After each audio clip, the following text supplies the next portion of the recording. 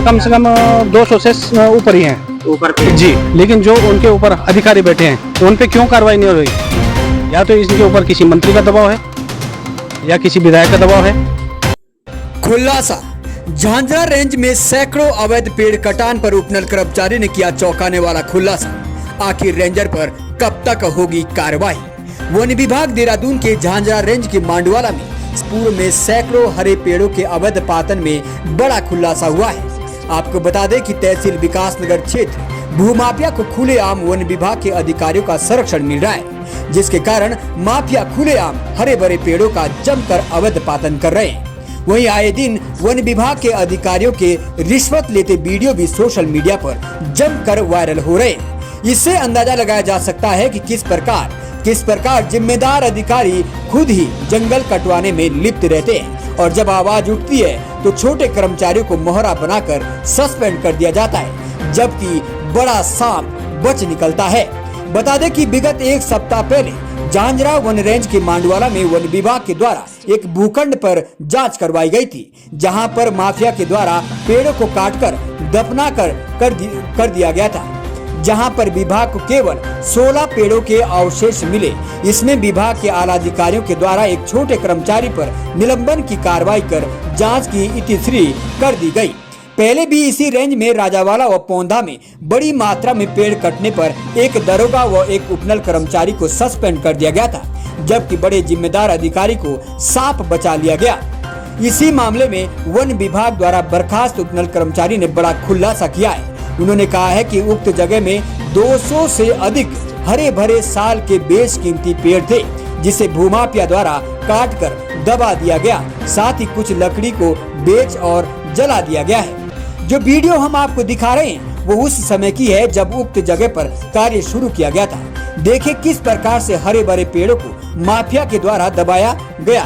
साथ में उक्त जगह पर जो जंगल था आप देख सकते हैं, अंदाजा लगा सकते हैं कि यहाँ पर कितने पेड़ रहे होंगे।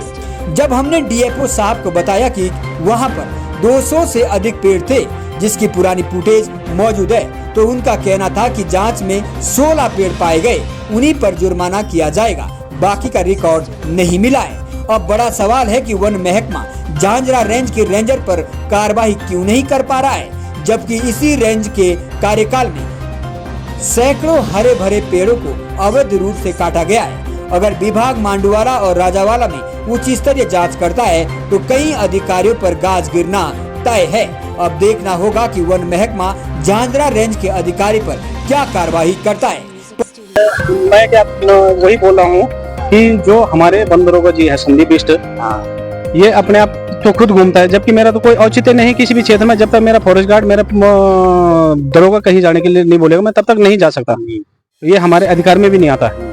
तो ये जो नई फॉरेस्ट गार्ड है अमिता, उसको लेके रात को कभी 11 बजे कभी 12 बजे तक घूम रहे हैं। अब इन्होंने क्या मामला कर रखा क्या पता नहीं, हमें इसके बारे में पता नहीं। मैंने भी कुछ दिन पहले पेपरों में पढ़ा था कि यहाँ ये मामला हो रखा है।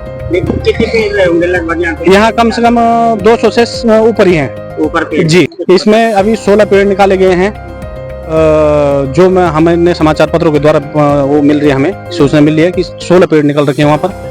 बाकी अभी आगे कर्मचारी भी कोई ये भी सुनने में आया है कि जो वहाँ के फॉरेस्ट गार्ड थे महाराणा प्रताप, उनके ऊपर उनका भी निलंबन हो रखा है। लेकिन जब ये महाराणा का भी निलंबन क्यों हुआ ये मैं नहीं जानता, लेकिन जो उनके ऊपर अधिकारी बैठे हैं उन पे क्यों कार्रवाई नहीं हो रही? या तो इनके ऊपर किसी मंत्री का दबाव है या किसी विधायक का दबाव है, या इनके मतलब चाहिए थे बहुत ऊपर तक जा रखे हैं, जो कि इन न बंदरों का न रेंजर पे कोई गाज गिर रही है। आपका नाम? मेरा मनोज रावत है।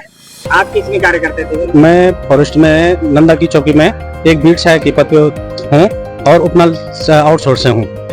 हाल ही में 4-5 महीने पहले पौंधा में एक बहुत बड़ा बगीचा कटा था, तो उसमें इन्होंने जो हमारे बंदरों है संदीप बिष्ट, उसके द्वारा ये बोला गया कि भैया इसके मतलब मेरे ऊपर आरोप लगाए गए कि इसने कटवाया हो, जबकि मैं उस समय बीमार था।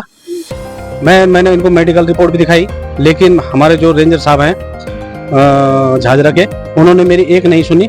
मैंने इतना तक बोला कि भैया मेरे कॉल डिटेल निकलवा लो, अगर मैंने मालिक से इस संबंध में कोई बात कर रखी तो उन्होंने मेरी एक नहीं सुनी।